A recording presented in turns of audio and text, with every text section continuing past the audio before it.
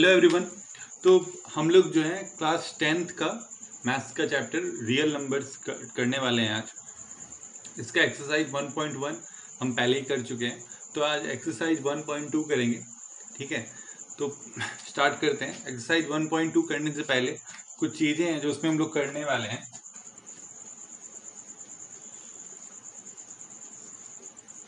उसमें हमको LCM and HCF निकालना सीखना है, बेसिक, जो आप लोग पहले भी कर चुके होंगे पहले क्लासेस में। एलसीएम और एचसीएफ निकालना सीखना है प्राइम फैक्टराइजेशन मेथड से।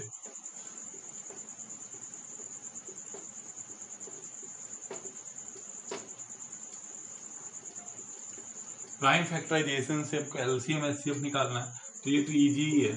ठीक है, ये आप पहले भी सीख चुके हैं, इसको हम डायरेक्ट एक्सरसाइज में अप्लाई करेंगे। इसके बाद जो है एक और चीज है, एलसीएम एचसीएफ का फॉर्मूला है एक।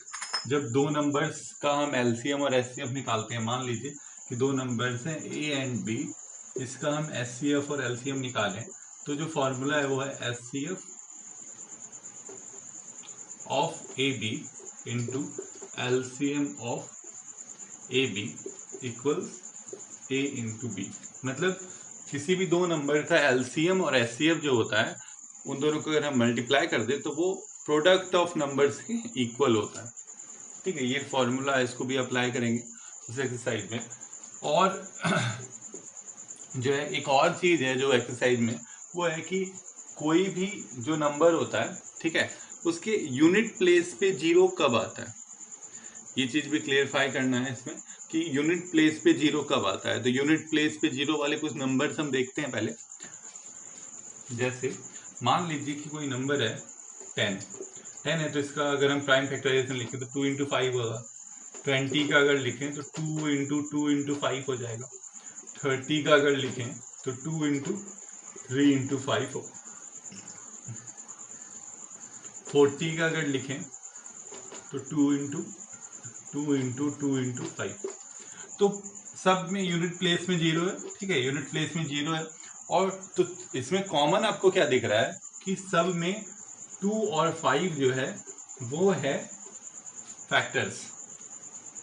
ठीक है, सभी में आपको देखने को मिल रहा है कि जिसके भी यूनिट प्लेस में जीरो है उसमें 2 एंड 5 जो है प्राइम नंबर्स, वो फैक्टर्स हैं। ठीक है, तो यहाँ से हम ये कंक्लूड कर सकते हैं कि कोई भी नंबर के यूनिट प्लेस में तभी जीरो होगा when it has prime factors of 2 and 5 और it has 2 and 5 both as its prime factors. ठीक है, किसी भी नंबर को यूनिट प्लेस पे जीरो तभी होगा जब 2 और 5 दोनों ही उसके फैक्टर्स होंगे। ठीक है, तो इसी को हम इन्हीं सबको अप्लाई करके जो है हमको एक्सरसाइज करना है। इस चैप्टर का एक्सरसाइज जो है 1.2। ठीक है, स्टार्ट करते हैं एक्सरसाइज। तो एक्सरसाइज का फर्स्ट क्वेश्चन है 1.2 का, express each of the numbers as a product of its prime factors. ठीक है, ये जो नंबर्स आपको दिए हुए हैं, 5 नंबर्स हैं, इनको आपको क्या करना है, एक्सप्रेस करना है इनके प्राइम फैक्टराइजेशन के प्रोडक्ट में। ठीक है, मतलब सिंपली इसका प्राइम फैक्टराइजेशन करना है और जो प्राइम फैक्टर्स आएंगे उनको प्रोडक्ट के रूप में लिख देना। ठीक है, ये आप पहले भी छोटे क्लासेस में कर चुके हैं, उसी को करना है। एकदम ईजी है, सिंपल सा है। जो पहला क्वेश्चन है वो 140, दो हम बनाएंगे, बाकी 3 आप खुद कर लीजिएगा। तो 140,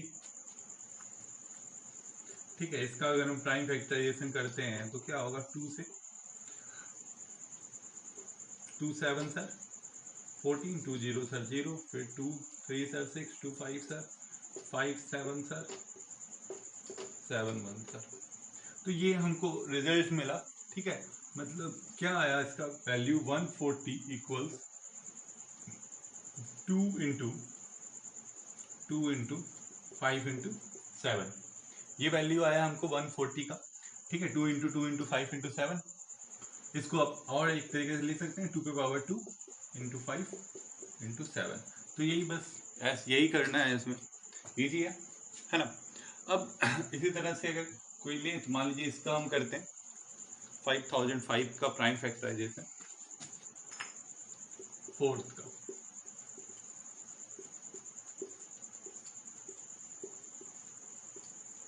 है ना। तो आपको प्राइम फैक्टराइजेशन करते समय एक बात का याद ध्यान रखना है कि अगर आप आसानी से करना चाहते हैं तो आपको याद रखना है कि जैसे कोई भी अगर इवन नंबर होगा वहाँ पे, तो इवन नंबर होगा तो 2 से डिविजिबल होगा, है ना। ऑड होगा तो वहाँ पे आपको देखना होगा, ऑड में अगर वहाँ पे 5 है तो 5 से डिविजिबल होगा, ठीक है। इसके अलावा अगर किसी और का डिविजिबिलिटी टेस्ट जो है या पहले पढ़ चुके हैं, जैसे 3 का जो डिविजिबिलिटी टेस्ट है, सारे नंबर्स को एडअप कर दीजिए, अगर वो 3 से डिवाइड हो जाएगा वो नंबर ऐड होने के बाद, तो वो नंबर 3 से डिविजिबल है ना। 9 का भी डिविजिबिलिटी टेस्ट ऐसा ही है, सेम है। अगर हम 11 का बात करें तो 11 का जो डिविजिबिलिटी टेस्ट है उसमें हम ऑड और इवन पोजीशन पे जो नंबर प्रेजेंट होते हैं उसको ऐड करके उसके आपस में सब्ट्रैक्ट कर देते हैं। सब्ट्रैक्शन के बाद जो नंबर आता है वो अगर 11 से डिवाइड हो जाता है तो वो भी 11 से डिविजिबल हो जाता है पूरा नंबर, है ना। तो ऐसे ही है, इस तरह से आप डिविजिबिलिटी टेस्ट पहले पढ़ चुके हैं, वो सब आपको याद रखना होगा, तब प्राइम फैक्टराइजेशन आप आसानी से कर सकते हैं, ठीक है। जैसे यहाँ पे हम देखें कि यहाँ पे 0 है, ऑड नंबर है, तो हम सॉरी इवन नंबर है, तो हम इसलिए यहाँ पे 2 से डिवाइड कर दिए, है ना। तो यहाँ पे तो इवन है नहीं तो 2 से डिवाइड तो होगा नहीं, पर लास्ट में इसके 5 है तो ये 5 से डिवाइड होगा, है ना। 5 से करेंगे तो 1 0 0 1। अब ये किससे डिवाइड होगा ये पता करने के लिए, ठीक है, जो हमारे पास डिविजिबिलिटी टेस्ट है ना, 7 का है और 11 का है, उसमें क्या है ना कि हम अल्टरनेट नंबर्स को, मतलब ये मान लीजिए ऑड पोजीशन पे, ये इवन पोजीशन पे, ये ऑड पोजीशन पे, ये इवन पोजीशन पे, तो ऑड वाले नंबर्स को ऐड करते हैं, इवन वाले को ऐड करते हैं, तो यहाँ पे 1 और 1 आता है, और दोनों का सब्ट्रैक्शन करते हैं। सब्ट्रैक्शन करने के बाद क्या आ रहा है 0, तो 0 तो डिविजिबल है किसी भी नंबर से, तो 0 जो है 11 से भी डिविजिबल है, 7 से भी डिविजिबल है, तो ये जो नंबर है ये क्या होगा कि 7 से भी डिविजिबल होगा और 11 से भी डिविजिबल होगा, दोनों का डिविजिबिलिटी टेस्ट ऐसा ही। तो 7 छोटा है, पहले 7 से ही कर लेते हैं। 7 1 से 7 30, 4 सर 28 और 3 सर फिर आ गया आपका 143, है ना। तो अब 11 से भी डिविजिबल था तो 11 से भी कर लेते हैं। 11 से करेंगे तो 1 सर और 3 सर 13, तो 13 से डिविजिबल होगा, है ना। तो ये आ गया आपके पास 5 7 11 13, तो ये हो गया इसका 5 0 0 5 का 5 इंटू 7 इंटू 11 इंटू 13, यही हुआ प्राइम फैक्टराइजेशन, है ना। बस प्रोडक्ट और प्राइम फैक्टराइजेशन ऐसे ही लिखेंगे। तो ये आपका जो है फर्स्ट जो क्वेश्चन है वो यही है इसमें, तो बाकी के जो 3 है वो आप खुद से कर लीजिएगा। तो जो दूसरा क्वेश्चन है हमारे पास वो है find the HCF and LCM of the following pairs of integer and find verify that LCM into HCF is equal to product of 2 numbers.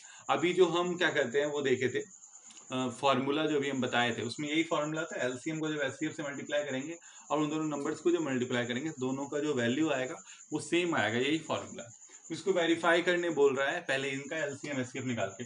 इसमें भी 3 क्वेश्चन है, एक हम बनाएंगे 2 आपको बनाना होगा, ठीक है। तो स्टार्ट करते हैं। 26 एंड 91 का आपको एलसीएम और एचसीएफ निकालना है। तो इसका एलसीएम और एचसीएफ जो है इस एक्सरसाइज में हम प्राइम फैक्टराइजेशन से ही निकाल रहे हैं, ठीक है। तो अगर 26 का प्राइम फैक्टराइजेशन करते हैं तो सिंपल है, क्या आएगा 2 इंटू 13 आएगा, 91 का 7 इंटू 13 आएगा। तो अब एचसीएफ क्या होगा, एचसीएफ पढ़े होंगे, एचसीएफ क्या होता है हाईएस्ट कॉमन फैक्टर, जो उसमें सबसे बड़ा कॉमन फैक्टर होता है वही एचसीएफ होता है। मतलब सिंपली जो कॉमन फैक्टर्स होते हैं उनको हम निकाल के मल्टीप्लाई कर देते हैं, वही एचसीएफ होता है। तो यहाँ पे तो सिर्फ एक ही कॉमन फैक्टर है 13, है ना, 13 ही कॉमन फैक्टर है। तो यहाँ पे एचसीएफ हो जाएगा 13, ठीक है। तो एचसीएफ हमारे पास क्या आ गया 13 आ गया। इसके बाद अगर हम एलसीएम का बात करें, एलसीएम इसका यहाँ पे क्या आएगा, एलसीएम जो होगा वो क्या होता है common factors multiplied by uncommon factors. जो कॉमन फैक्टर है पहले उसको लिख देंगे और जो अनकॉमन है उनको उस कॉमन फैक्टर के साथ मल्टीप्लाई कर देंगे। यहाँ पे कॉमन क्या है 13, तो पहले 13 लिख दिए और उसके बाद जो बचा हुआ जो अनकॉमन फैक्टर्स हैं 2 और 7 उससे आप मल्टीप्लाई कर दीजिए तो आपका एलसीएम आ जाता है। तो एलसीएम कितना आएगा 13 2 से 26, 26 7 सर 7 6 सर 42 कैरी 4 14 182, आपके पास एलसीएम आ जाएगा 182, ठीक है। ये एलसीएम आपके पास आ गया। ये आ गया एचसीएफ, ये हो गया एलसीएम। ये दोनों आने के बाद अब हम लोग क्या करेंगे, अब हम लोग जो फॉर्मूला है उसको वेरीफाई करेंगे। तो फॉर्मूला को वेरीफाई करने के लिए तो सिंपल है, क्या करेंगे, वेरिफिकेशन लिखेंगे और जो आपका ये वाला पार्ट है उसको LCM into HCF is equal to क्या आएगा, आएगा 182 इंटू 13। 182 को अगर हम 13 से मल्टीप्लाई करें तो कितना आएगा, 3 2 6 4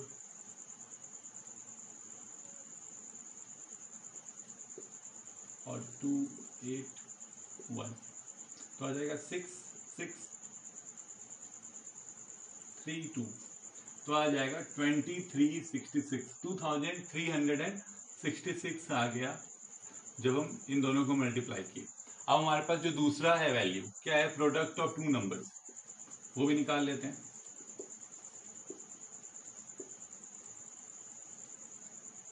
प्रोडक्ट ऑफ टू नंबर्स क्या है, दो नंबर यही है, 26 इंटू 91। इन दोनों को भी मल्टीप्लाई करके देख लेते हैं।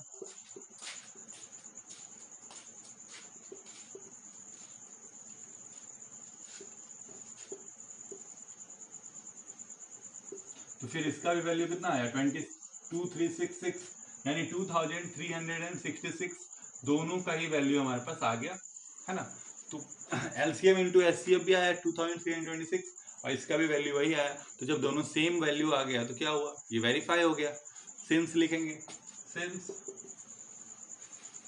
यहाँ पे 1 ले लीजिए, इसको 2 ले लीजिए, सिंस लिखना नहीं पड़ेगा, फ्रॉम लिख देंगे, from 1 and 2 it is verified, है ना। 1 and 2 से जो चाहिए था वो वेरीफाई हो गया। तो ये दो क्वेश्चन हुए। अब क्वेश्चन नंबर 3 में है, find the HCF and LCM of the following integers by applying the prime factorization method. तो इसमें भी वही है, प्राइम फैक्टराइजेशन मेथड से हमको एचसीएफ एंड एलसीएम निकालना है इन सभी नंबर्स का, ठीक है। वहाँ 2 नंबर्स ले रहे थे, अब 3 नंबर्स वाला है, सिंपल ही है बस। तो अगर हम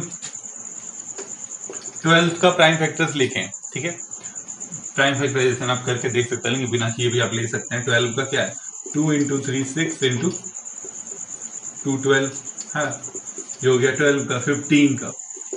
15 का क्या होगा, 3 इंटू 5 और 21 का 3 इंटू 7। तो यहाँ से अगर आप प्राइम फैक्टराइजेशन अगर हम अब एचसीएफ लिखें इसका, तो एचसीएफ क्या होगा, 3 होगा, तीनों में कॉमन। तो एचसीएफ मतलब क्या होता है, जो कॉमन होते हैं, अगर 2 कॉमन होगा दोनों को मल्टीप्लाई कर देंगे, पर यहाँ पे सिर्फ एक ही चीज कॉमन है 3, जो तीनों में कॉमन होगी वो हो गया 3। अब एलसीएम में क्या करते हैं, पहले जो कॉमन है, कॉमन क्या है 3, और कुछ तो कॉमन है नहीं, तो अब जो कॉमन नहीं है उसको मल्टीप्लाई कर देंगे, 2 इंटू 2 या 5 इंटू 5 इंटू 7। तो ये सब चीजें कॉमन नहीं थी। अब इसको अगर मल्टीप्लाई करें, 3 2 6 2 12 5 60 67 420, ये हुआ आपका एलसीएम, ठीक है। तो सिंपल है, वैसे ही 3 है तो 2 कर लेते हैं, एक आप कर लीजिएगा।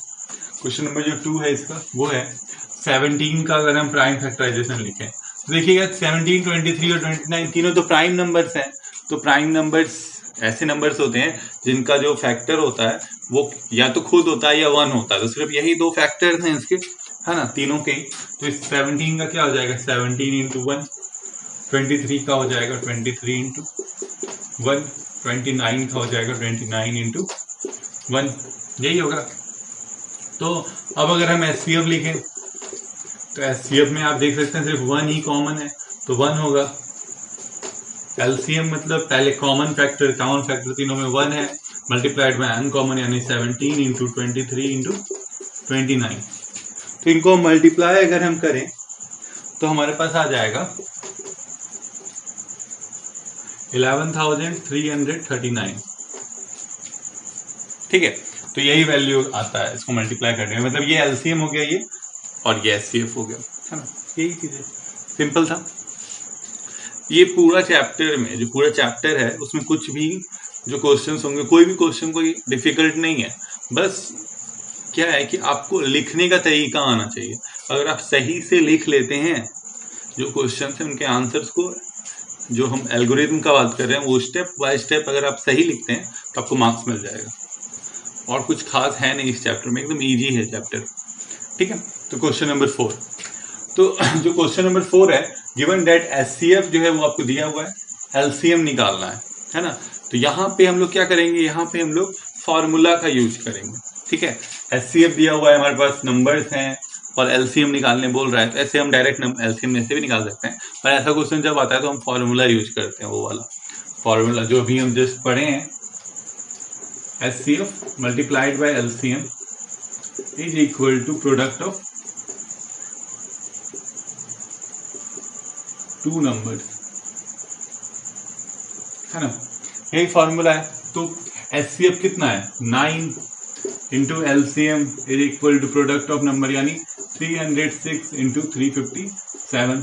तो एलसीएम इज इक्वल टू हो गया 306 इंटू 357 बाई 9, कट जाएगा, 9 3 से 27, 9 4 सर, तो आ जाएगा 34 इंटू 357।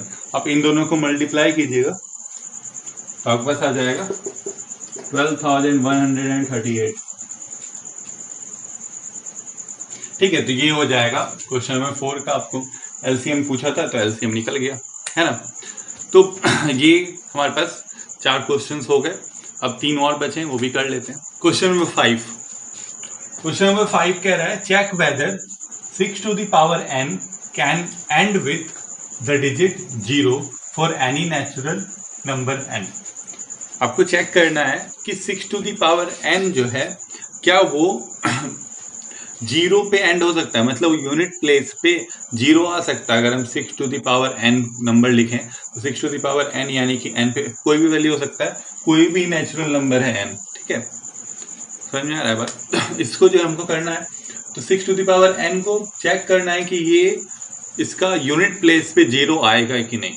ठीक है, तो इसके लिए हम शुरू में ही देखें कि कोई भी नंबर यूनिट प्लेस पे 0 कब होता है, जब उसके दो फैक्टर कम से कम होने चाहिए। कौन कौन से, 2 और 5। अगर हम इसको सिंपल लैंग्वेज में बोलें तो वो नंबर 2 और 5 से डिविजिबल होना चाहिए।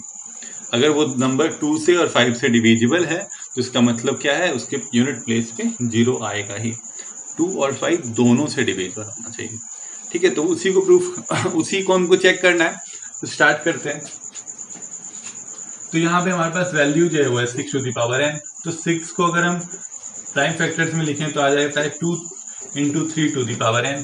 इसका मतलब 2 पे पावर n इंटू 3 पे पावर n।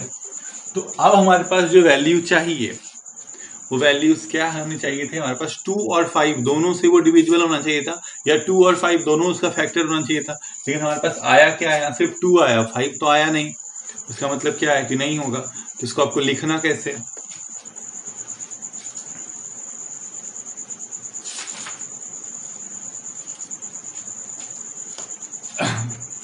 तो यहाँ पे जो है हमारे पास क्या आ जाएगा, तो यहाँ पे लिख देंगे वी नो डैट। ठीक है, यहाँ लिख देंगे we know that any digit, sorry, any number ends with 0 only when it is divisible by both 2 and 5। ठीक है, दोनों से डिविजिबल होना चाहिए, 2 से भी और 5 से। तो 6 to the power n का क्या है, 6 to the power n is divisible by 2 but not by 5। 2 से डिविजिबल है 6 to the power n, पर वो 5 से डिविजिबल नहीं है। ठीक है, ये आपको मिलता है 6 to the power n जो है वो डिविजिबल है 2 से, लेकिन वो 5 से डिविजिबल नहीं है। तो ये करने के बाद आप क्या लिख देंगे, Therefore 6 to the power n will not end with 0। ठीक है, 6 to the power n जो है वो क्या होगा। क्वेश्चन नंबर 6 में है कि explain why 7 into 11 into 13 plus 13 and 6 into 5 into 4 into 3 into 2 into 1 plus 5 are composite. ठीक है, आपको बताना है कि ये दोनों कंपोजिट नंबर्स क्यों हैं। ठीक है, ये बताने के लिए हमको पता होना चाहिए पहले कि कंपोजिट नंबर्स क्या होते हैं। तो कंपोजिट नंबर्स ऐसे नंबर्स होते हैं जिनके पास कम से कम 2 फैक्टर्स हों अदर देन 1। ठीक है, 1 के अलावा जो है उसके पास 2 फैक्टर्स होने चाहिए कम से कम, तो ऐसे नंबर को हम कंपोजिट नंबर कहते हैं। ठीक है, या आप कह सकते हैं कि ऐसा नंबर जिसके पास 2 से ज़्यादा फैक्टर्स होते हैं वो कंपोजिट नंबर्स होते हैं। ठीक है, मतलब कम से कम 3 फैक्टर्स होते हैं। अगर 1 को मिलाएंगे तो, और 1 नहीं इंक्लूड कर रहे हैं तो 1 के अलावा 2 फैक्टर्स अगर किसी के पास हैं तो वो कंपोजिट है। 2 से ज़्यादा भी कितने भी हो सकते हैं तो वो कंपोजिट होगा। ठीक है, तो यहाँ पे हमको प्रूफ करना है कि ये दोनों कंपोजिट है, मतलब हमको ये प्रूफ करना है कि इन दोनों के पास कम से कम 2 फैक्टर्स हैं 1 के अलावा, है ना। तो वो प्रूफ करेंगे हम।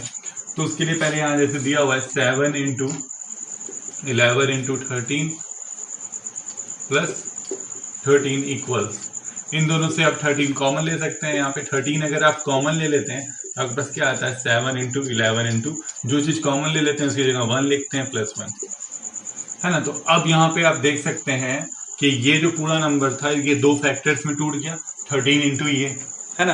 तो जब 2 फैक्टर्स में ये टूट गया तो अब क्या मतलब हुआ, इस नंबर के 2 फैक्टर्स हैं, 2 फैक्टर्स हैं मतलब इन दोनों से ये डिवाइड होगा, है ना। तो सो हमारे पास क्या आ जाएगा कि 7 into 11 into 13 plus 13 has 2 factors.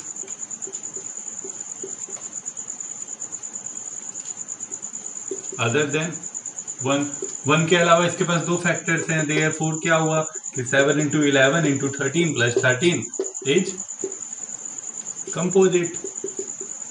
क्या है कि कंपोजिट नंबर है ना, सिंपल है। इसके बाद ये दूसरा वाला जो है हमारे पास वो है 6 into 5 into 4 into 3 into 2 into 1 plus 5। अगर हम इसमें देखें तो इसमें भी 2 चीज क्या कॉमन आ सकता है, 5 कॉमन आ सकता है। 5 कॉमन आएगा तो जो कॉमन आता है उसकी जगह 1, तो 6 into 1 into 4 into 3 into 2 into 1 plus 1 हो गया, है ना। ये फिर अगर इस नंबर को इस तरह से हम लिखे तो फिर यहाँ पे हमारे 2 फैक्टर्स आ गए, एक ये फैक्टर है और एक ये फैक्टर है। इन दोनों फैक्टर्स मतलब इस नंबर के ये 2 फैक्टर्स हैं, है ना। ये दोनों फैक्टर्स हो गए तो यहाँ देख सो हमारे पास क्या आ गया फिर कि 6 into 5 into 4 into 3 into 2 into 1 plus 5 has 2 factors. कितने फैक्टर्स हैं, 2 फैक्टर्स हैं, किसके अलावा, 1 के अलावा। 1 तो सबका फैक्टर होता है, ये तो उसके अलावा हमारे पास ये 2 फैक्टर्स हो गए इस पूरे नंबर के। तो देयरफॉर क्या हुआ कि 6 into 5 into 4 into 3 into 2 into 1 plus 5 ये भी क्या हो गया, कंपोजिट प्रूफ हो गया। ठीक है, तो ये हम एक्सप्लेन कर दिए हम लोग कि ये दोनों नंबर्स कैसे कंपोजिट होंगे। तो अब है क्वेश्चन नंबर 7। क्वेश्चन नंबर 7 जो है ये लास्ट क्वेश्चन है इस एक्सरसाइज का, एक वर्ड प्रॉब्लम है। इसमें क्या कह रहा है कि there is a circular path around a sports field. एक स्पोर्ट्स फील्ड है, उसके चारों तरफ एक सर्कुलर पाथ है। ठीक है, सोनिया जो है उस पे घूम मतलब ड्राइव करने में उस चारों तरफ जो उसको 18 मिनट्स लगता है, और जो रवि है उसको 12 मिनट्स लगता है वही सेम चीज करने में। ठीक है, तो सपोज जो है हम मान लीजिए कि वो दोनों जो है यहाँ से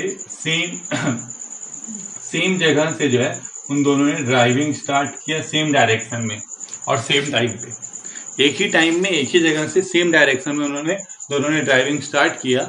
तो कितने टाइम के बाद या कितने मिनट्स के बाद जो है दोनों वही सेम पोजीशन पे आके मिलेंगे। ठीक है, तो ऐसा क्वेश्चन आप पहले भी बनाए हैं फिर 7 क्लास में या उससे भी पहले की क्लासेस में। तो इसमें हम लोग क्या करेंगे, सिंपल है, इसमें एलसीएम निकाल देंगे। देखिए ये क्वेश्चन कह रहा है कि 18 मिनट से लगा रहा है और एक 12 मिनट्स लगा रहा है, तो दोनों कितने टाइम के बाद दोनों सेम पोजीशन पे, ऐसा नहीं कि कहीं बीच में नहीं, कहीं बीच में वो पहले भी मिल सकता है, लेकिन उस पोजीशन पे कितने टाइम के बाद मिलेगा। तो इसका मतलब क्या होगा कि 18 और 12 का जो क्या होगा लोएस्ट कॉमन मल्टीपल होगा, वही होगा यहाँ पे आंसर। ठीक है, तो इसको सॉल्व कर सकते हैं।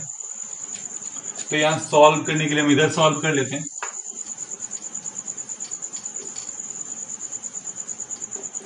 तो क्या है हमारे पास, टाइम टेकन 7 को सॉल्व करना।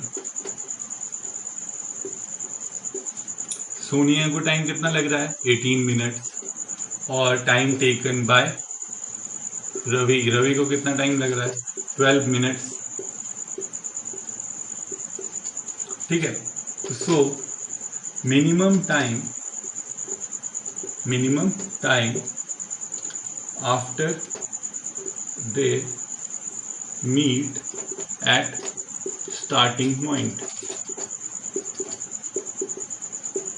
मिनिमम टाइम जिसके बाद जो है वो दोनों स्टार्टिंग पॉइंट पे मिलेंगे, वो क्या हो जाएगा, is equal to LCM of 18 and 12 और 18 का एलसीएम। तो हम एलसीएम यहाँ प्राइम फैक्टराइजेशन से कर रहे हैं, ऐसे ही करेंगे। 18 का क्या हो जाएगा प्राइम फैक्टराइजेशन 2 इंटू 3 है ना। 12 का क्या हो जाएगा 2 इंटू 3, तो इसका एलसीएम निकालना है। तो एलसीएम क्या होता है, common factors multiplied by uncommon factors. तो कॉमन फैक्टर्स हमारे पास क्या है यहाँ पे 3 दोनों में यही है, तो इसको यहाँ लिख दिए। और कोई कॉमन फैक्टर है यहाँ 2 भी है, इसको 2 भी लिख दिए, है ना। अब जो अनकॉमन बचा, अनकॉमन ये दोनों है, तो इंटू 3 इंटू 2, तो आपके पास क्या आ जाएगा 3 to 6 36 मिनट्स, ये हो जाएगा आंसर। मतलब आफ्टर 36 मिनट्स जो है 36 मिनट्स के बाद जो है ये दोनों दोबारा से स्टार्टिंग पोजीशन पे मिलेंगे।